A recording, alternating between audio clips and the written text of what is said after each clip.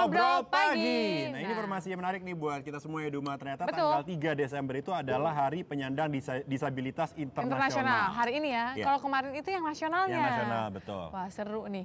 Dan sekarang kita sudah kedatangan bintang tamu yang luar biasa dan juga merupakan founder dan humas dari Indonesia Disability Care Community. Oke. Nah, ini dia Mas Habibie Afsyah. Selamat pagi, terima kasih sudah hadir ke acara kita. Udah datang. Kita akan gali lebih dalam lagi, tapi sebelumnya kita akan saksikan dulu tayangan yang berikut ini.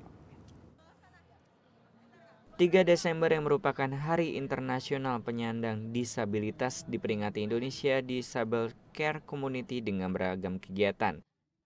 Kegiatan ini sendiri dilakukan bersama masyarakat biasa. Mereka saling berbagi dan unjuk kebolehan menjadi bagian dalam acara kali ini. Jadi IDCC kami senang menyebutnya komunitas inklusif yang peduli disabilitas. Jadi kami terdiri dari masyarakat berbagai kalangan, dari mulai penyandang disabilitas dan non-disabilitas, dari wartawan ada, mahasiswa banyak, dan wirausahawan, ibu-ibu rumah tangga juga kita bergabung dalam satu visi misi yang sama untuk menyadarkan masyarakat bagaimana menciptakan masyarakat inklusif dengan penyandang disabilitas. Minimal mereka paham dengan disabilitas dan wawasan mereka tentang disabilitas yang sekarang itu kan kita tahu mereka tuh umumnya masyarakat itu salah menganggap disabilitas itu dianggap yang nggak berguna. Selain memperingati Hari Cacat Nasional, mereka juga mempunyai misi yang mulia, seperti menyadarkan masyarakat bahwa penyandang disabilitas harus mempunyai semangat lebih dan mampu berkreasi layaknya orang-orang normal. Di sini merayakan hari ulang tahun IDCC pertama ya.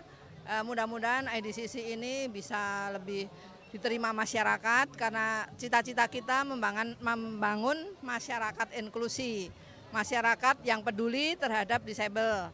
Yang mana kita di sini kolaborasi dari berbagai komunitas disabilitas di Indonesia atau dari berbagai LSM yang menyuarakan atau mengkampanyekan isu-isu mengenai disabilitas. Jadi kita memberikan edukasi juga ke masyarakat bahwasanya dengan pemahaman yang benar terhadap disabilitas itu akan bukan hanya menjamin atau memajukan hak penyandang disabilitas, tapi juga ikut memberikan atau memperkuat tatanan sosial masyarakat.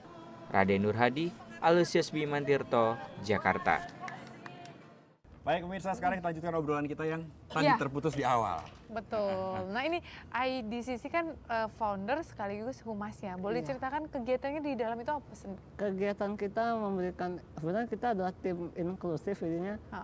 IDCC itu kita sebagai penyandang disabilitas dan non penyandang disabilitas. Karena kalau penyandang disabilitas sendiri tentu saja nggak bisa berdiri sendiri gitu. Mereka butuh bantuan orang lain di lingkungan mereka yang non penyandang disabilitas untuk memajukan karya mereka gitu. Jadi di dalam IDCC itu kita inklusif dan kita bergerak bersama-sama untuk memberikan edukasi, advokasi, pemahaman yang benar terhadap disabilitas. Karena kita banyak anggapan stigma negatif tentang disabilitas. Seperti misalnya anggapan kalau anak pengguna kursi roda itu dibilangnya kok di daerah-daerah itu masih dianggap kayak kutukan orang tua atau karma orang tua. Jadi ada faktor ini juga ya, pola pikir, budaya, pendidikan, karena udah jadi stigma di masyarakat, jadinya ada judgement seperti itu gitu ya. Padahal Habibie ini berprestasi loh. Dia merupakan pengusaha juga. Iya, pengusaha muda, internet marketer. Udah berapa tahun jadi internet marketer? Dari tahun 2007, 5 tahun. 5 tahun. Itu kerjanya apa sih sebenarnya? Ya kegiatannya sebagai internet marketer itu ya kita memasarkan produk via internet seperti itu. Gitu. Tadi balik ke cerita Habibie mengenai stigma di masyarakat yang banyak terjadi pandangan negatif misalnya sebagai orang yang menggunakan kursi roda gitu. Nah lalu langkah-langkah apa sih yang dilakukan supaya orang tuh jadi berubah gitu pola pikirnya? Apakah harus berprestasi? Pertama kita yang bangkitkan semangat siap penyandang disabilitas dulu itu. Pertama memang mereka itu sudah mendapat pukulan berat karena menerima dirinya seperti itu gitu kan. Nah pukulan kedua lagi ketika lingkungannya menolak dia. Itu udah 2 kali. Nah minimal ketika lingkungannya mereka mendukung, mereka itu nggak terlalu berat memikirkan 2 kali efeknya itu. Dan pertama ya yang kita bangun adalah si penyandangnya juga, kita ajak untuk bersosialisasi, kita ajak mereka untuk membangun percaya dirinya mereka, menemukan bakatnya mereka itu apa sih sebenarnya gitu. Karena emang kalau kita tahu kalau tunanetra itu identik dengan tukang pijat, tunadaksa itu identik dengan tukang minta-minta gitu lah. Nah itu yang emang harus kita hapus, harus kita kita ubah supaya dia juga pun bisa menemukan apa yang dia punya dalam diri dia gitu. Misalnya dia sebagai penulis atau dia sebagai musisi atau apapun. Nah yang kedua adalah lingkungannya. Lingkungannya itu mungkin kita karena emang budayanya sudah bertahun-tahun, jadi emang agak berat mengubahnya. Dan kita bisa ubah adalah mahasiswa yang masih pemuda-pemuda ini minimal ketika 10 tahun 20 tahun ke depan ketika mereka menjabat pemerintah, menjabat perusahaan, itu nggak ada lagi diskriminasi terhadap disabilitas. Nggak ada pembedaan kalau manusia mampu, dalam hal ini karena semua orang kan punya potensi yang bisa dia kembangkan sehingga tercapai betul. maksimal kan seperti itu gitu kan. Nah tapi Habibie ini bisa mencapai potensinya sebagai seorang pengusaha muda, artinya kan juga adalah dukungan dari lingkungan. Iya, karena kebetulan keluarga sangat mendukung. Cuma masih sayangnya nggak semua seperti saya gitu. Jadi saya bersyukur keluarga, mama, papa, keluarga besar itu mendukung banget dari aku sekolah awal dari sampai sekarang itu benar-benar mendukung. Tapi kan di luar sana banyak yang enggak gitu. Keluarga itu malah penyandang disabilitas itu seperti manusia nomor 2 gitu. Jadi misalnya dia adiknya kuliah dulu aja, dia nggak usah kuliah nggak apa-apa. Atau enggak jadi bedain. Atau enggak mau masuk SMA mahal, adiknya gitu masuk SMA dia ditunda gitu. Tapi teman-teman dan lingkungan juga mendukung ya. Untuk kegiatan saya emang kebetulan banyak banget teman-teman emang perlahan sih kita membangun satu demi satu, menyampaikan visi misi ke teman-teman. Akhirnya mereka terbuka dan akhirnya kita membangun IDCC ini. Jadi kuncinya memang pemirsa apapun kondisi kita harus gaul dong ya. Harus karena gaul, banyak teman, banyak dukungan dari keluarga. Harus melakukan yang positif ya. Dan maju bersama-sama. Kita akan lanjutkan perbincangan kita saat lagi setelah bersama kami tentunya di Ngobrol Pagi. Apapun yang terjadi, bukan selalu ada untukmu. Janganlah kau bersedih, 'cause everything's gonna be okay.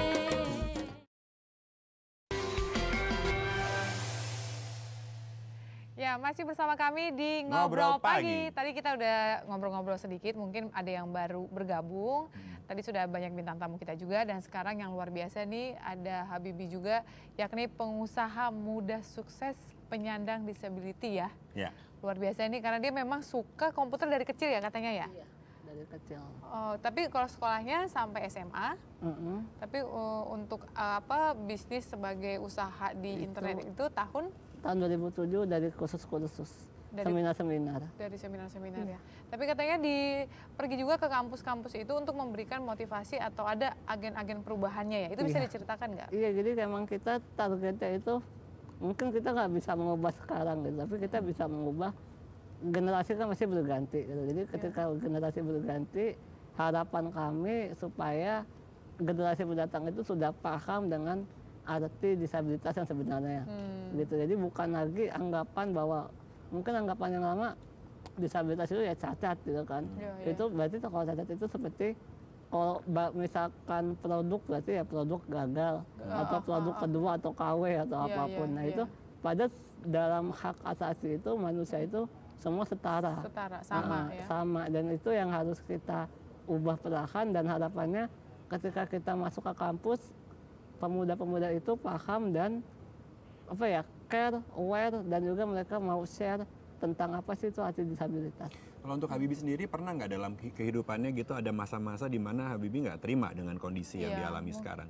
Iya, kebetulan karena saya emang dari kecil nggak bisa jalan, jadi dan belum pernah merasakan bisa jalan, jadi nggak terlalu merasa beban. Tapi kalau bagi mereka yang tiba-tiba kecelakaan dan nggak bisa jalan, itu benar-benar mentalnya drop banget, karena emang dia benar-benar dari yang awalnya sehat tiba-tiba pakai kursi roda itu kayak penjara bagi mereka gitu. Karena itu yang memang harus kita bantu untuk memberikan semangat, memberikan motivasi kepada mereka, baik biar mereka tahu kalau masa depan tuh masih ada buat mereka. Nah, ini yang terakhir nih kayaknya ya. Ada nggak sih pesan-pesan buat mungkin yang pemirsa yang lagi nonton penyandang disabilitas juga, pesan-pesannya nih buat mereka supaya semangat dan berprestasi seperti Habibie? Iya, sebenarnya pesan-pesannya simpel, kalau Tuhan itu nggak pernah menciptakan manusia tanpa ada kelebihannya gitu.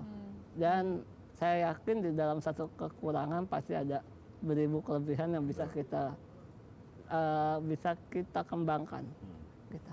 Ya. Terima kasih banyak untuk luar biasa kedatangannya loh. pada hari ini. Oh ya, satu lagi pemirsa, kalau bisa ingin tahu lebih banyak mengenai kegiatan Habibie, bisa lihat Twitternya tadi di Twitternya ada di @idcc_official atau Twitter pribadi saya di @habibie, @habibie nama depan. Oh, @habibie. tulisannya HABIBIE. Oke, jadi bisa langsung. Habibie ya. Wah, handle-nya bagus amat. Dari awal. Dari awal ya, berarti aktif, Itu dari ketahuan. awal handle-nya bagus sekali Ketahuan ini soalnya. ternyata jago Baiklah. ya.